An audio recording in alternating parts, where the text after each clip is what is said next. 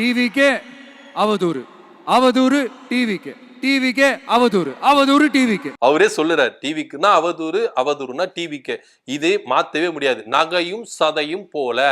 அவதூறுனா டிவிக்கே, டிவிக்கேனா அவதூறு, டிவிக்கே அவதூறு, அவதூறு டிவிக்கே. குழப்புறாரு மனுஷன். என்ன சொல்ல வராரு சொல்லுங்க. இதுக்கெல்லாம் கண்டிப்பா நாங்க பதில் சொல்லுவோம், சொல்லாமலாம் இருக்க மாட்டோம்.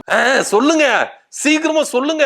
எங்க போறீங்க சொல்லுங்க சார். இப்ப கூட கரூரை பத்தி பேசுவேன்னு எதிர்பார்த்திருப்பாங்க. கண்டிப்பா சார், நீங்க பேசுவீங்கன்னு தான் சொல்லி நாங்க காத்துக்கிட்டு இருக்கோம்.